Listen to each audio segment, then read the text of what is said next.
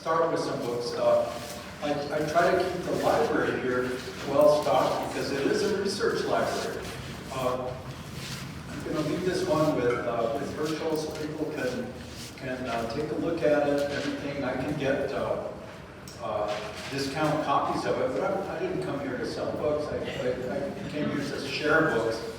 But I got to work on this exhibit, and that's about when I started coming to Shabbats and stuff at Nahalat Shalom. People wanted to practice their Spanish. You're a Spanish teacher, Enrique, can you help us with a conversation group? I said, sure. Sure enough, the Shabbat, the once a month Spanish language Shabbat, as much Spanish as we can manage with it.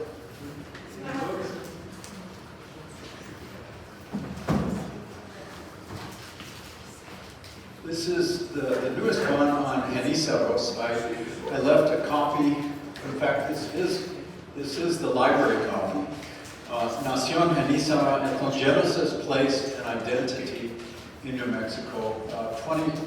20 different authors, 25 chapters, about 18 different definitions of Genízaro, what the concept, what the identity means to people. Most of the writers here are Genízaro descended, and one of the reviewers said, well, like, which definition is it? And the answer is all of them, all the way from the people who associate the term with slavery, and on the other end of the spectrum, the people that associate the term with liberation, right? So that one's in the library already.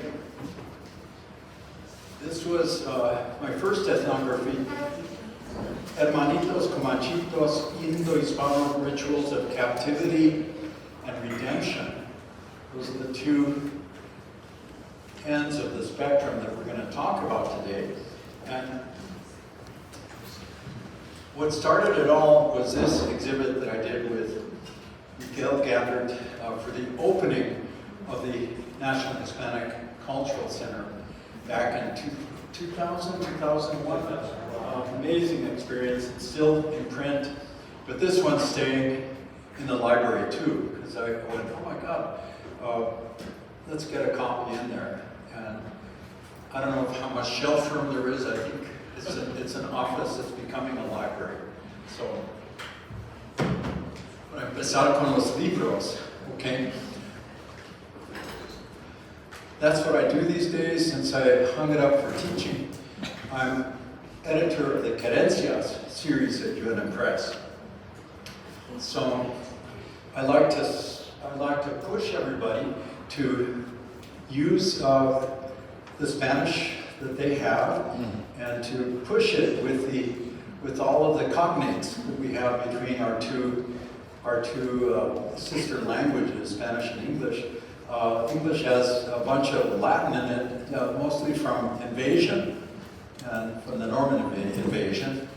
But so here we go. Vascos, Cripto-Judíos, Tlaxcaltecas, y Genízaros, and I love this word for northern New Spain, El Septentrion Novo Hispano.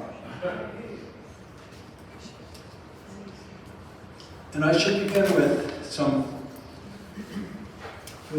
locating the ethnographer. What's this called? I missed the discussion yesterday, but identities are so complex, as we were learning from Roger Martinez Davila yesterday. So unbelievably complex. People have said, well, what drew you to this kind of research on mestizos, to this kind of research on the Indo-Hispano culture of New Mexico? And there's an old caste term, it's an almost caste term. Mestizo is a caste term, India is a caste term. Coyote is actually a caste term. This is probably one of the only places where it still survives. It doesn't mean some kind of human trafficker, like on the border, right? coyote, how many coyotes in the room here? There's a bunch of us. Muy bien, muy bien. It's almost half of the Hispanic population of New Mexico, or coyotes. And that was a term that was used in colonial times for, it would be used, people would say, coyote de Apache, coyote de Navajo, coyote de Panana, which is Pawnee. And now, as things move forward, and about 40% of us are coyotes de Americano. I'm a coyote de Americano. My mom was from was French American on both sides of her family. Huguenot, Protestant on one side. My grandfather, those are the people that tried to burn down Notre Dame, right? And thousands of them were just executed in France, and they got away to Northern Ireland. And then my other name is Blanchard, which is, I call it collaborationist French, with the people who like Lafayette, conspired and supported all of the slave-owning founders of our country, like George Washington and Thomas Jefferson, etc. So, anyway, this is, on the left we have a very fine, artistically amazing cast painting of a coyote. It's a little kid off on the left, and this is the evidence. This is the evidence of what do we call it in English? Something really horrible. Miscegenation. Really? How could that be such a negative charged term in English? In Spanish, it's just we're mestizos, we're coyotes, whatever. Get over it, right? And then I found this one. This one is actually in the book. It's a lesser known casta painter named Francisco Clapera, and look how he presents Genízaro. So thinking, well, is Genízaro a caste? Is it a caste? And actually, it never was a caste. These are very rare. These are very rare portrayals of Genízaros, right? Because it's not a caste. It's an ethnic group. It's an ethnic group. It's a very low caste kind of mestizo, but it is not a casta. We'll hear more about this more right away. And these are the tribal origins. They go forward from the first wars, like the Apaches, the Utes, the Paiutes, the Comanches, the Pawnees, Navajos, Pueblo, and well, but the Pueblos are in there because if you get kicked out of your Pueblo, you're welcome in a place like Abiquiu. And a whole bunch of people from Hopi showed up at Abiquiu and just became part of that place. So all kinds of interesting dialogue about all of this in Nuevo Mexico. So that's my positionality. Oops. And I'm going to do this with images. There's also lots of music connected to this, and you heard some of it. Yesterday was the first time with what was the name of that group? Unbound. That was the first time I saw La Cautiva Marcelina. And that's one of our oldest captivity ballads, probably dating to the 18th century. It's got refrains in it from the 14th and 15th century Spain, frontera ballads, where this captive is going back and forth, and she's the woman who loses everything, and she's on a horse riding into the plains, and she's seen her entire family killed, and it's the saddest ballad in New Mexico. But here we are in Tlaxcala, looking west towards Popocatépetl. It's not actually that close, but let's get visual with this thing. Who are the Tlaxcaltecas? Well, they're a population, it's a good sized city in the valley, in the same valley that Puebla is in. And the Cortes shows up with about 500 men and horses and a few volunteers from the local indigenous population, and faces off with an army of 15,000 Tlaxcaltecas. And they go, oh boy, what's going to happen now? And there were 3 battles, and they were all, the steel was able to prevail over obsidian. But obsidian is very sharp, and for the first battle, there was a little parley before it began, and a very fearless Tlaxcalteca warrior came up with his macana, which is what we call them. They look like cricket bats edged with obsidian chips. He had never seen a horse before. He walked right up to the horse and with one swing of his macana, cut its head clean off. And the Españoles were going, oh boy. There was another messenger that came and was reciting recipes. One was for green sauce, and the other one was for red sauce, and the main course to go with the pozole was the flesh of the conquistadores, because they were telling them that what they were gonna do, and just giving them the recipes. Of course, they couldn't understand it till later.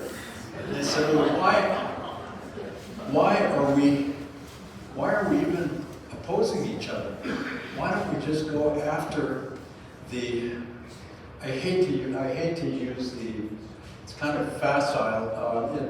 What's this murderous theocracy that's occupying the island of Tenochtitlan? Are they the Nazis of Mesoamerica? Some people say that. Oh, that's a horrible anachronism. That you see misapplied and applied. But they knew right away that the Spanish were interested in the alliance because they went together after Tenochtitlan. But they came up with what's called the Lienzo de Tlaxcala. They wrote down their own history, these images, and you see them repeated. That's Doña Marina on the left in the black and white one, and that's Hernan Cortes, right? And this is another vision of colonial New Spain, what was soon going to be New Spain. This is a heroic vision. The Tlaxcaltecas were the ones they were the only Nahuatl-speaking group that had a vision of themselves in the future without the Aztecs. So look at his name is, I'll think of his name in a minute. There's Cortes, there's Doña Marina, Malinali.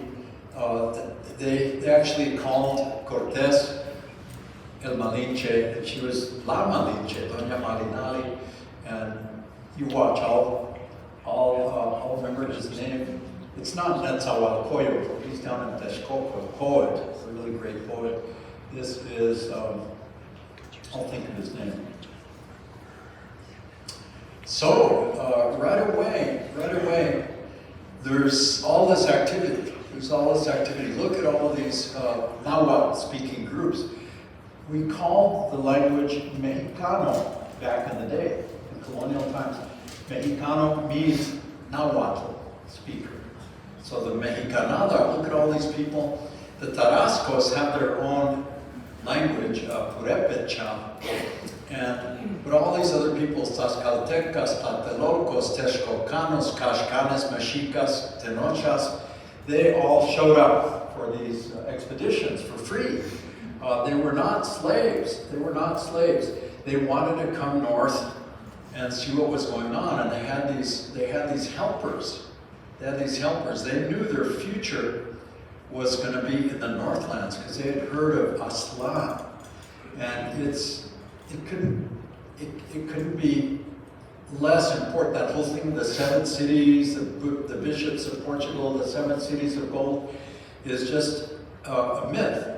It's what is driving these natives is the idea of Aztlán. And I don't mean this just as a Chicanista kind of thing.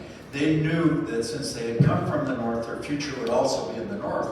And they had some heavily armed helpers, but even the horses had steel armor on them. And these paintings did not use perspective, so when you see something small, it doesn't mean they're in the distance, it means they're of lesser importance. These are our helpers in our move to colonize the north. So 1540, this valley, Coronado, Vasquez de Coronado comes to Tihuesh. We have the Tihuesh War of 1540, 1541 that the Tihuas won. And we're not that far from the Piedras Marcadas Pueblo, which is the only unexcavated Pueblo from this war. And it's full of shrapnel. It's just north of the Albuquerque Open Space Visitor Center, which is why it's located there, to keep an eye on the place. But Coronado comes in and he's a total failure. He destroys every Tiwa village in this valley except for Sandia is such, I can't remember if Sandia was there, Isleta was there, but he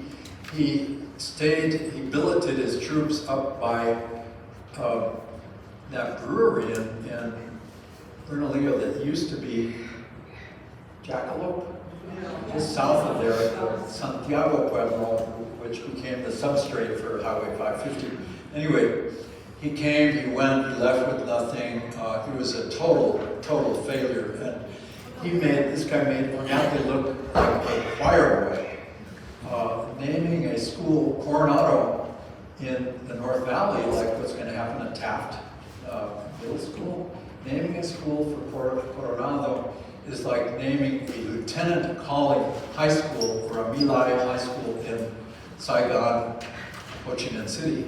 So outrageous, but you can see for yourselves the prestige of this partnership. This is the plaza of Tlaxcala, all of the new European-style buildings, complete with a chapel, and this is the Tlaxcala side of the plaza. And you can see how tight that partnership was, how important this military alliance was. There's my pointer. It's a military alliance. It's a prototype of the kind of cultural mixing that was going to happen. These are the Casas Reales, what we call the Palace of the Governors in Santa Fe. In Spanish, it's not el Palacio de los Gobernadores. It's the Casas Reales, right? So here we are, northern New Spain, and notice how all of the areas of northern New Spain are named for the provinces up in northern Iberia, right? They're not exactly in the same geographical order, but sure enough, Nueva Vizcaya, which today we call, which is Chihuahua and Durango, but the Basques were all over that, which is why they named it Vizcaya. They knew they were going to find some silver, and who are the best miners in Spain? The Vascos, of course. So here we go. Here's what we talked about yesterday. Here's all of that stuff.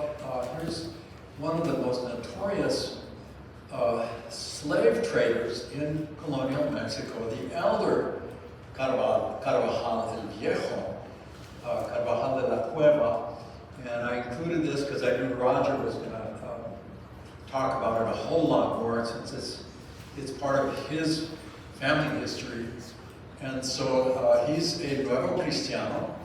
He's a conquistador. There's the sign, the signature mountain in what's today known as Monterrey. And he comes all the way up to the delta of the Rio Grande to catch chichimecas. The chichimecas are the nomadic people of northern Mexico, and it just means barbarian in Nahuatl. And so he knew that the Inquisition would be after his family, so he made sure his family came over. There were opportunities. There were alliances. You'll notice there's some Indian allies. Those are not slaves. Those are free people, and they were there to help catch the Chichimecas, right? So he's accused of heresy by the Inquisition, and he founds the city, what's now the city of Moncloa. Back then they called it Almaden, after the Portuguese region, with the grape wine. And he dies in prison in 1591, a key date as we move forward. And many of you may be familiar with this little book. It's about 3 inches by 4 inches. It disappeared from the Archivo Nacional de la Nación in Mexico, the National Archives. Someone just filched it, and it appears like almost 8 decades after it disappeared. And Luis de Carvajal el Mozo, the nephew, had to piece it together. He never had any religious training like you would get in a synagogue. He pieced it together from the oral history of his family, and he puts together this kind of hybrid little book. It's the Articles of Our Holy Faith, or the Law of Adonai. What are the names of God, and the very devoted exercise of prayer that he carried with him. It was small enough to fit in his hat. And of course, we all know what happened to him. The Inquisition caught up with his family. They were way up in the north, and they caught him anyway. There was an auto de fe. He and his family were burned at the stake at the end. So let's talk about what happened to the Tlaxcaltecas. There's some Chichimecas there. They were extremely good archers. Their arrows could penetrate steel. And anyway, the Tlaxcaltecas show up, and they are full partners in this enterprise. In 1591, they go up and found a city. It's now part of the city of Saltillo. They call it San Esteban de la Nueva Tlaxcala, after themselves. They live on one side of an irrigation channel, and on the other side is a settlement that's called Villa de Santiago del Saltillo. Saltillo is a little waterfall, right? Set up by Alberto del Canto, another Portuguese, and a very small city. Until later, you'll see these amazing weavings that Tlaxcala is famous for. But there were probably 6 times as many people in the Tlaxcalan settlement as there were in the Iberian settlement across the canal. And of course, what was the specialty of the Tlaxcaltecas? They were agricultural specialists. When the conquistadores, when Cortés came through, they dropped all of their stuff there. They dropped all the seedlings and seeds, and they set up test gardens that they adapted all these European crops, including wheat, to Mesoamerica. And they became the teachers of acequia culture to all of the northern tribes. They were teachers in the pueblos here in New Mexico. You can tell they're miners. Valle de Allende used to be called Valle de San Bartolome. You can tell there's a lot of miners around. Here's a place where they just had to blast a tunnel for the acequia. And this as well. The Indians living on one side of a body of water, and the Españoles living on the other. So all these place names like Atlisco and Analco, the other side of the river, the other part, they had their own communities. And this is puro oro for the Tlaxcaltecas. Look at this document. It is highly illustrated. This is the deal. This is the deal. The viceroy, with the blessing of the king, makes them hidalgos. That's a term of nobility. That means they can get land. They are nobody's slaves. They are free men and free women. The protection of their bodies and lands, inhabited and uninhabited, is in this list. Protection of fields from the livestock, like in Santa Fe, you get this. San Miguel de Analco, across the river. They said, if your cattle come across the river and start eating up our cornfields, we are going to kill them and eat them. This is part of the deal. We are Tlaxcalas, your best allies, your most faithful allies. And there's no more taxes of any kind. And there's permission, this is the first native group to own horses with saddles and bridles and carry arms. And they can issue their own executive orders and decrees and have self-government. It's amazing. So this is their vision of themselves. These are the murals in the Palacio Nacional in Tlaxcala. And look how they still use their Nahalat surnames to this day in Tlaxcala. These are by the last of the great mural painters, Desiderio Hernandez Xochitl is his name, very famous muralist. And that's how they think of themselves. What a heroic vision. And if you go to elementary school in Mexico, they teach you that the Tlaxcaltecas are the traders of the country. And you have to go to Tlaxcala to see that there's another narrative going on here. They include, this map kind of cuts off, but they include the foundation of Santa Fe as a Tlaxcalan. They were there before Oñate came over, right? They founded San Miguel de Analco. They started building that church before Oñate even came down from Owinge, north. So there's something like 24 settlements that were made by those families moving north. So here we are. These are kingdoms. These are kingdoms, and the people are very conscious of the lineages, to accept what is the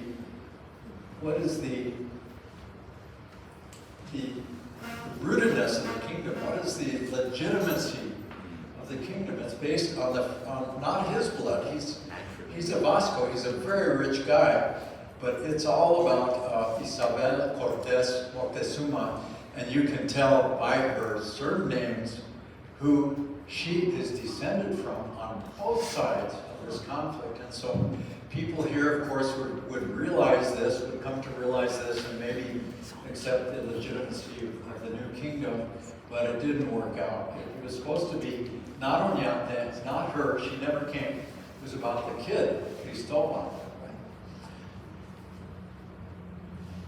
So here's still standing the San Miguel Chapel.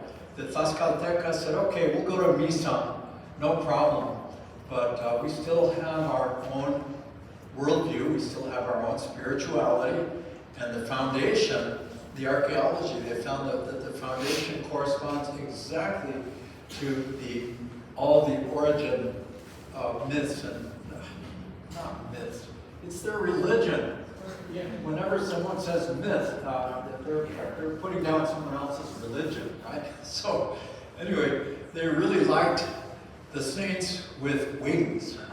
They liked the supernaturals. They said, we don't want to hear about San Francisco and all of that. He must have been a great guy, but we want the archangels because they're the guardians of the four directions, the sacred four directions. So here's San Miguel.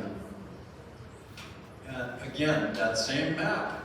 Here's where the Españoles Mexicanos live, and here's where the Tlaxcaltecas and everybody else. It wasn't just the Tlaxcaltecas. There were a whole bunch of different Indios Mexicanos who were there.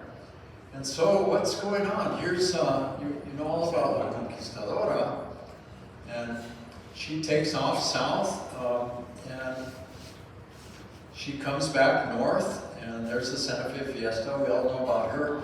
People don't tend to know about her. This is Nuestra Señora de la Macana. This is a little image from La Virgen de la Sacristía de Toledo. She has a title like that. She was in the household of the governor. And the governor's daughter got very, very sick with fever and delirium.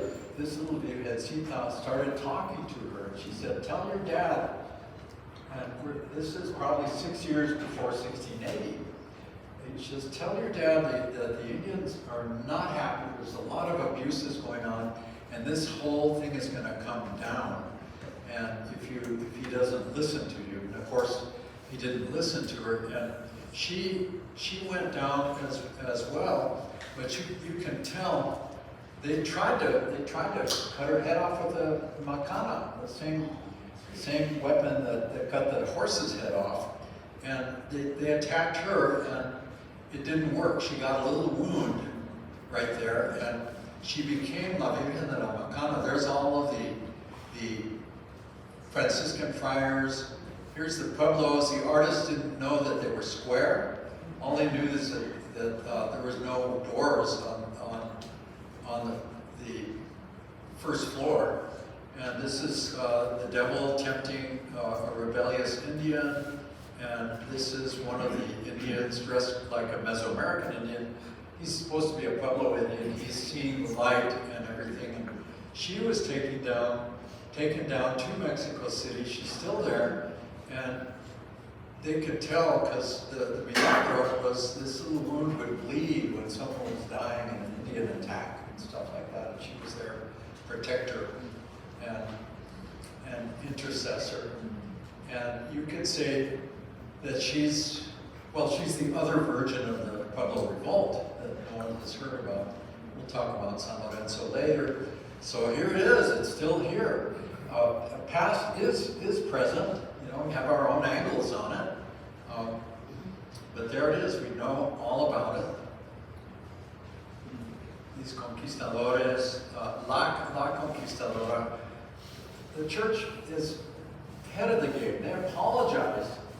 In the Quinto Centenario, the church apologized to the pueblos in Mexico for the excesses of the spiritual conquest. They changed her name. Anybody know her name now? Santa María de la Paz. Santa María de la Paz, right? Nada de conquistadoras, yeah.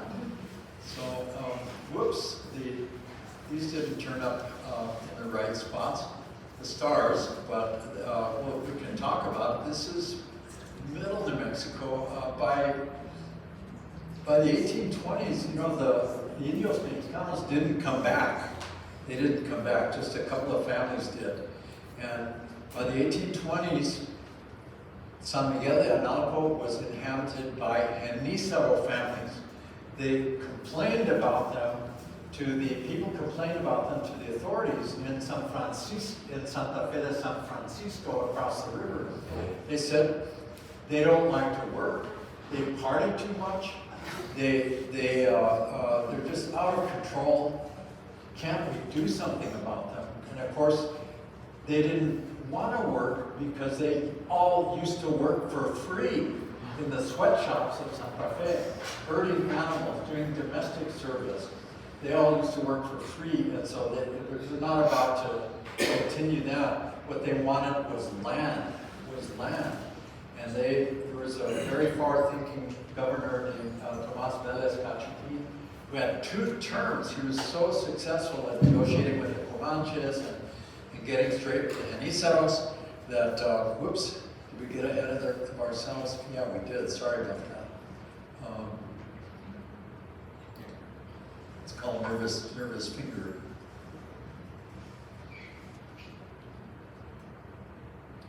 That's forward. That's backwards. This is forward. Okay. 1733, there's a group of free Genízaros living in Alameda, and they petitioned the authorities in Albuquerque. They said, can we please have some land? We noticed that beautiful land grant in Sandia is, no one's there. Can you please give it to us? And the government wisely said, the Sandias are living out in Hopi right now. We're doing everything we can to bring them back because they're amazing people. They've lived here for a long time by these mountains, and we want them back because they are allies at this point against the Comanche troubles. So, that nervous finger again. So they made him wait. They made him wait till 1763. This is the Cañón de Canuel land grant, 1763. There was one before that, 1742, I believe, Belen. The foundation of Belen is it's a community of Genízaros. That was my original research topic because there's a lot of conversos that end up in Belen. There's a lot of people, judíos that end up in Belen. There's a lot of work to do on the Rio Abajo. And those Genízaros guarded their lands so expertly. They knew about the laws. They had their freedom. They traveled all the way to Mexico City to tell the viceroy that, you know, there's some people impinging on our land grant. They're invading our land grant, and we protest. And we need to find out who those people were. Were they Sefardita farmers who got sick of the professions and wanted to just have their herd of sheep and be virtuous farmers? We don't know yet. That's an area for continuing research. You say, why Belen? Well, look where the train goes, through Abo Pass. Raton Pass was not the place to take trains through. You take them through Abo Pass, and that's where all of the Comanches would come through. The greatest number of them would come through. And from Abo North, you get to Tomé. There's another pass that it's called Comanche Canyon, where you don't have to go up in the Manzanos, you just ride straight through. You ride through Tijeras Canyon pretty easily. And these dotted lines everywhere are they indicate the entry points of the Comanche raids and stuff. And this is a little further up north. Of course, it's followed by all the other land grants that you heard of. Abiquiu and San Miguel del Vado, Ojo Caliente, all these places. So, people are still celebrating this stuff. The Tlaxcaltecas loved to do the morismas, the Moros Cristiano stuff. They put their own twist on it. This is Abiquiu. These are the little dancers for the Naningue dance. That's, as they come out of the church, that's their moment of freedom. They're little captives, and now they're free coming out of the church. And there's, of course, Malinche and the Matachines, all of that stuff, very deeply rooted. Here's the Genízaro. You know, the Moros, the whole thing of the Moros is so far away in time and space that people are saying, well, we can't relate to Moros and Cristianos anymore. Who's the big enemy now? Los Comanches, the number one. And so they start celebrating this. This is Rancho Setaos. There's first of all, here's the equestrian play, Los Comanches. In Alcalde, here's Rancho Setaos. Here's the gentleman getting taken captive in the ceremony. You could see how emotional it is for people. People in his generation could remember the last of the captive women who joined the families. They became joined at the hip, literally, with these families. They had children by the patron of the family, maybe. They became these beloved nannies, these beloved grandmothers, these beloved mammies. What's our word for mammies? And for wet nurses, what's our word in New Mexico? What's the Nahuatl word for a woman's breast? Chiches or chichis. So who is the chichiwa? The chichiwa is the Genízaro woman who, if there's a death in childbirth, you gotta save the kid. So who saves the kid? The chichiwas. There's always got to be a lactating woman in the village, and so really takes it out of your bones. So, you know, The Genizados get to do that, of course. So fast forward in time, look at this. After the military invasion of New Mexico, to say the military occupation is a euphemism. It's a euphemism. It was a full-scale military invasion of New Mexico. After a few years, a few interesting things happened. 1865, the Navajo Wars are still popping up. They need soldiers, and they need soldiers to draft. And so they send this guy, Lafayette Head, out into all the settlements, and he makes a list of all of the men that can be drafted into the U.S. Army. And at each household, he notices, well, who are those other men standing over there? And they said, well, those are the criados. Those are the criados. It's still a euphemism for the people that they own, that were working on their places. And you look at the Lafayette Head list for Taos, and you see the names of people you know all over Taos Valley, because people name their kids after themselves a lot. And so he makes a column. The place that he's looking at, this is southern Colorado. He gets the tribal origins of the Genizados that are being held and whatnot. Here's an example.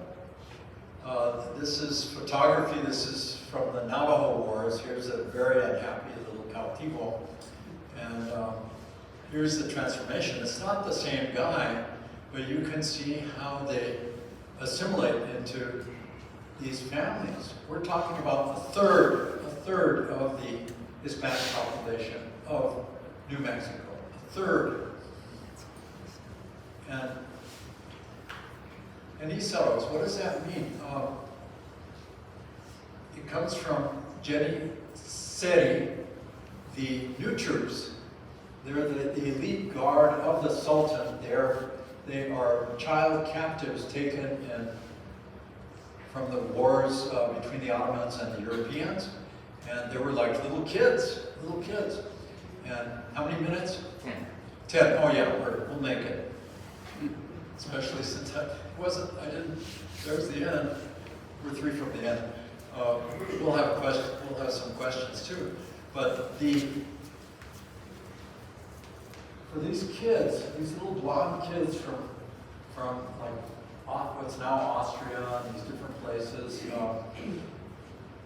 they'd get taken to Istanbul. There was a special kind of school compound for them there. It's kind of like what's called Taliban, also like a school. And there's no mom, there's no aunties, there's no families, it's just those kids raised to be the crack troops of the Sultan, and personally dedicated to the person of the Sultan, his safety, right? And if you got to see him on the battlefields, and you were from Western Europe, you could count the hours of the rest of your life, because they were really, really fierce. Why did they name these people Genizados here? Because they saw their best opportunity was in the militias. They were fierce militia fighters because they knew that was the only way they were ever going to get any land. They could get their freedom, and their goal was to get some land. And so there's some deep stuff going on here. I wanted to share. Well, there, of course, it's an ethnic group. It's not a tribe. It's not a caste. It's multi-tribal. It's very diverse. And this particular alabado from IBQ caught my attention 35 years ago. I was recording some alabados in procession between the two moradas. And why would there be a sacred hymn called "I am a slave of the Christ"? I am a slave of the Christ. And it finally occurred to me the message there. The message there is between the lines, because there would be in these moradas you would have both freed Genizados who had earned their freedom, paid their masters back, or got married. You could get married as soon as possible. In the records of the church, you see like the novio would be like 14 or 15 years old, and he appeals to the priest. He says, my novia is only 12, but she is now a woman, and we need to get married as soon as possible. And that's a sign that there's, in some families, there was abuse going on. It's inevitable. In other families, they just joined those families. And so this, the idea between the lines is somebody may own you on paper. Some of us are free, some are not. But we are slaves only to the Christ. We are slaves only to the Christ. And those bloody Christs, the deepest trauma comes from a kid witnessing the death of the father, or suffering the immediate consequences of that death, getting carried away to the plains or coming back to the plains. And like many Genizaro groups say, we don't need federal recognition because we have self-recognition, especially with the Genizaros from the different land grants, like Abiquiu, like Cañón de Canuel, like San Antonio de las Huertas, Placitas. So we recognize ourselves, we have self-government, we have our own rituals. We teach these to our children, and this is who we are. And so the state finally recognized them in this now famous memorial from 2007, just kind of recapitulating this lecture. And we'll end here with this view of Abiquiu, this old map that says Abiquiu, los Genizaros de Chama. Okay? So, we have time for a little bit of music. I brought one musical example. You can hear what does Genizaro music sound like? Well, let's see. This is a song from Taos. This particular guy is an Hispano Comanche from that settlement in Taos. He's an hermano penitente. He's an hermano de nuestro Padre Jesus Nazareno. Look at that shit. Our Father Jesus, not Jesus the Son. He's our Father. He's the missing Father for these folks. This is what happens if you take your sheep too far west. You get into Navajo land, and you're going to die if you go that far out. Don't take your bedroll. Take your shroud, because they're going to get you. They're going to get you. This is what some of the earliest Genizaro music sounds like.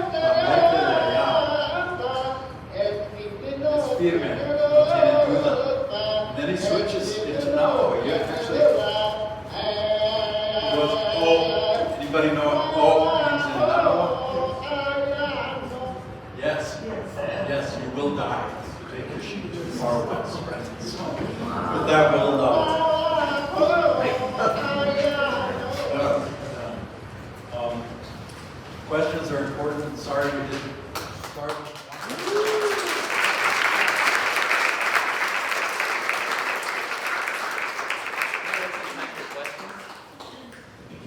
Questions? We have time for questions. We'll start with Esteban. Just a quick question. I'm just curious now with your book and with more information coming out about Genizaros, like, is there kind of a resurgence of the acceptance of the identity of being Genízaro? By the population, yeah. These people know who they are. In the land grants, the majority of Genízaro descended folks, because the term was abolished in 1821, along with all the caste terms after the War of Independence from Spain. And so in ABQ, there's not a resurgence of interest. They've always been Genízaros. They know they're Genízaros, and they call it El Pueblo de ABQ. And here locally, the other land grant communities here locally, they know that they're Genízaros. About half of the founders were Genízaros, and they celebrate those things. In Belen, it's gone. It's gone in Belen. One of the dancers was from Belen, saying, remember it, the traumas, the historical trauma is so deep that it turns into all kinds of problems in our own times, including substance abuse, including domestic abuse. All kinds of really deep pain is out there in these communities. And so people that realize this are like treating it. How do you treat historical trauma? You've got to illuminate it. You've got to study it. And so, but then, there's no Genízaro consciousness left. But the majority of Genízaros joined the general population of Pueblo culture and Hispano culture. And the few Genízaros that remember who they are, it's kind of a third. It's not just Pueblos and Spanish and Raiders. There's another category of these people in between. These very, very, very loyal people in between. They'd catch them. The authorities would catch them going out onto the plains, and they'd say, "Why are you leaving?" They'd say, "Well, because we can get jobs." The Comanches have the hottest economy on the southern plains, and they want to work. And they said, well, you're under arrest. And they say, no, we're not like those Pueblos, like those apostate Pueblos that use words like that. Like, we are totally devoted to the religion of our Father, Jesus. We are slaves. We are his slaves. And don't go calling us apostates. We don't go to kivas. We go to churches and chapels and moradas.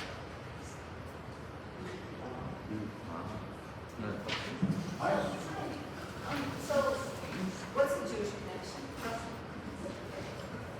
That's what we're trying to find out. Because I have a student who identifies as both, and I know that there's Jewish customs in Pueblos, but that's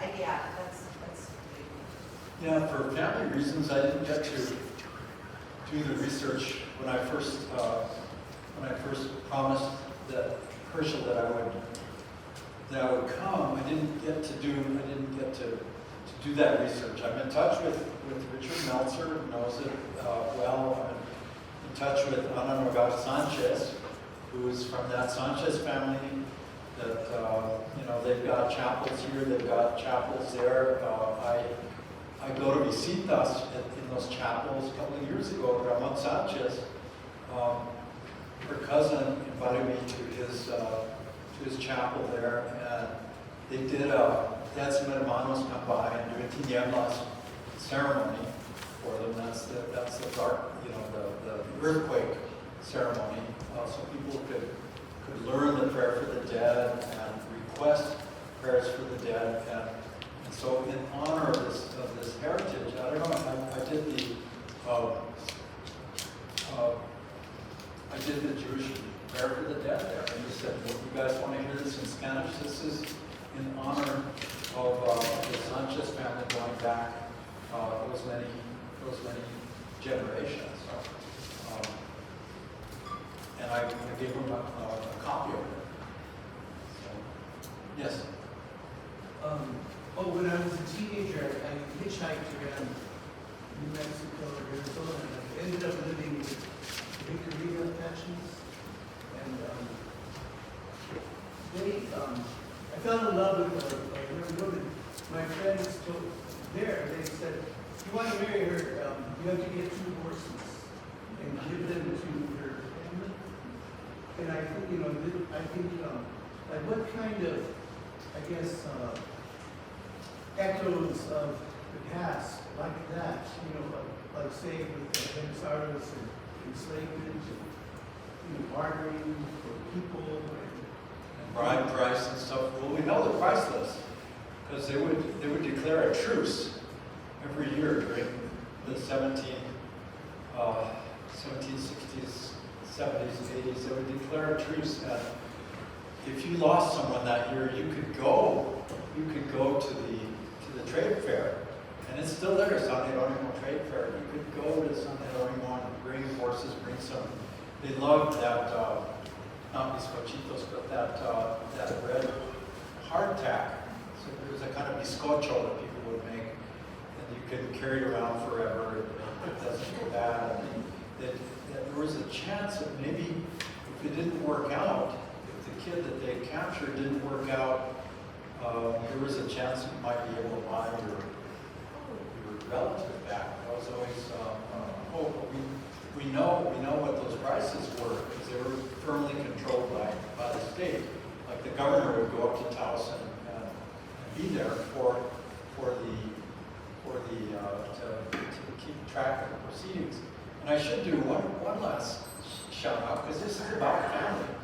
And my other family, there's my sister-in-law in the front row, Carmela Dominguez, and they're from Taos County. They're from Chamisan, and that's where the family settled down really, really deeply. And the Rodriguez side of the family, we found a family story from about 1881, and a young couple was getting married, and they're not directly related to us, but it's the same Rodriguez family, and we found out they got the best possible wedding present. A little Navajo child, a little girl, who joined the family. And it worked out. She became a beloved matriarch of that family. And when I did a children's book on the pandemic of 1918, I included her as a character there, because there's a back shift there when they were doing all the vaccinations against smallpox. They bring not the serum, they would bring kids that had scabs, and they would vaccinate people. And so Carmela's mom, Carmela's grandmother vaccinated her own kids. She would take, and her son, Carmela's dad, my father-in-law, helped her out. He was only 10 years old, and he helped. She would hold down the kid, and you'd get a little knife, and you don't cut the skin, you just rough it up, and you get the scab, and you soak it, and you rub it on, and if you're lucky, at least you're vaccinated against smallpox. The flu is a whole other. The only weapon that people had against the flu was the quarantine, because there was no health department. And Michael Trujillo wrote a really great essay for that book on cultural epidemiology. So it was 2 shout-outs.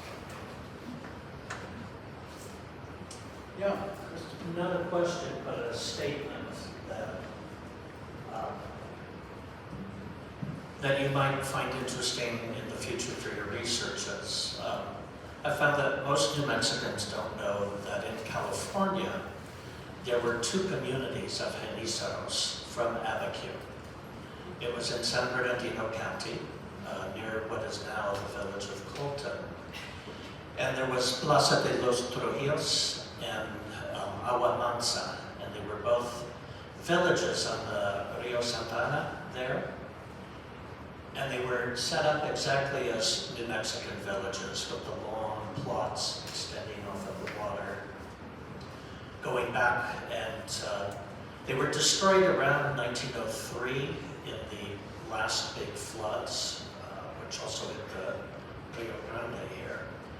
But if you go, the Campo Santo remains, and if you go, you'll find in there all of the names of the Abiquiu and Isaro families, because it was, Abiquiu was the taking off point of the old Spanish trade. Yeah. And they traded, the Lugo and Bandini families brought in these Enisaros to be Indian fighters. So, Yeah.